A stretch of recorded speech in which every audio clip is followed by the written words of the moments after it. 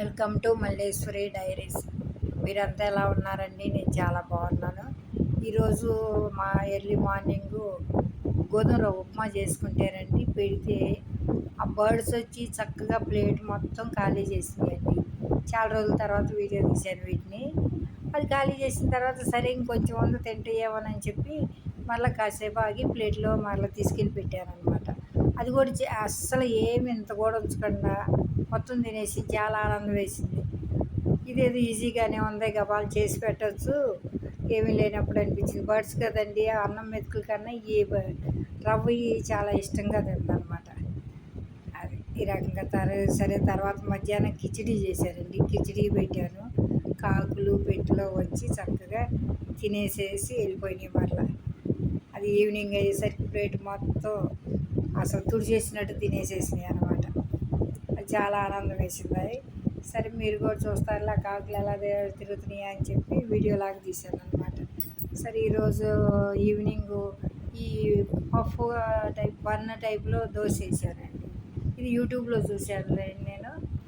అది చాలా ఎలా వస్తుందా అని చెప్పి రెసిపీ అంతా ఈ వీడియో తీయలేదు, చెప్తున్నాను మామూలుగా. ఒక స్పూను, నేను ఒక్కదాన్నే కదండి, ఒక స్పూన్ సగ్గుబియ్యం, ఒక హాఫ్ కప్పు సుజీ రవ్వ మిక్సీ వేసానండి. సగ్గుబియ్యం పొడిలాగా అవుతుంది కదా, అందుకోసం సుజీ రవ్వ కూడా యాడ్ చేసి మిక్సీ వేసాను. మిక్సీ వేసి దాంట్లో కొంచెం సోడా ఉప్పు, సాల్టు, ఉల్లిపాయలు, మిరియాల పొడి, పచ్చిమిర్చి లేవని మిరియాల పొడి యాడ్ చేశానండి. అది వేసి కలిపేసేసి ఒక పెరుగు కూడా ఒక కప్ వేసాను. కలిపి వాటర్ అది పోసి బ్యాటర్ని అలాగే ఒక హాఫ్ అన్ అవర్ సోక్ చేసి ఉంచాను అనమాట. చేసి ఉంచిన తర్వాత చూద్దాం సరే అసలుకి అదే ఈ మిక్సీ వేయటం అవన్నీ వీడియో తీయలేదు. చూద్దాం ఈరోజు ట్రై చేసి బాగా వస్తే కనుక ఈసారి చేద్దామని అనుకున్నాను. కానీ చాలా టేస్టీగా ఉండేయండి. పెరుగు కూడా మిగరు పెరుగు కాటనేమో ఇంకా అసలు మరీ క్రీమ్గానూ తింటుంటే ఎంత టేస్ట్గా ఉందో. అందుట్లో ఈ మధ్య కొబ్బరి నూనె వాడుతున్నాను, చాలా టేస్టీ. టాటా వాళ్ళతో తెప్పించి కొబ్బరి నూనె వాడుతున్నానండి, చాలా బాగుంది. అది ఒక నెల కొబ్బరి నూనె, ఒక నెల నువ్వుల నూనె అలా వాడచ్చు అని చెప్పి ఆ రకంగా ట్రై చేస్తున్నాను అనమాట. అది ఇలా వేసాను. 2 వేసుకుంటే చక్కగా ఎక్కువగా సరిపోయిందండి. బాగా ఆయిల్ ఎక్కువైనట్టుంది, అయినా టేస్టీగా అనిపించి తిన్నాను అనమాట.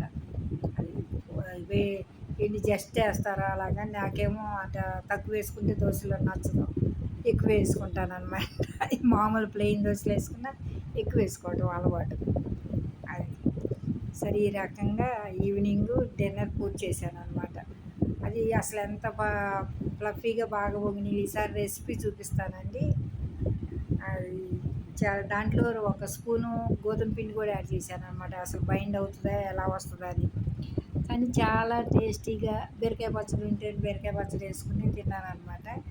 ఈ వీడియో కనుక నచ్చితే కనుక మీరు లైక్ చేసి, షేర్ చేసి, సబ్స్క్రైబ్ చేసుకోండి. కొత్తగా చూసే వాళ్ళు ఉంటే సబ్స్క్రైబ్ చేసుకోండి అండి. మీరు కూడా ట్రై చేయొచ్చండి. 100% టేస్టీగా ఉంది. 100కి 100 వేయొచ్చండి. సింపుల్గాను ఉంటుంది, చాలా టేస్టీగాను ఉంది. కాకపోతే అల్లం ముక్కలు, పచ్చిమిరపకాయ ముక్కలు అవన్నీ కట్ చేసుకుని వేసుకుంటే అంటే దెబ్బ రొట్టెలాగా పొంగింది సోడా ఉప్పు వేయటం వల్ల. అది కానీ భలే యూట్యూబ్లో ఎప్పుడో చూశానండి, సరే ట్రై చేద్దామని చేశాను.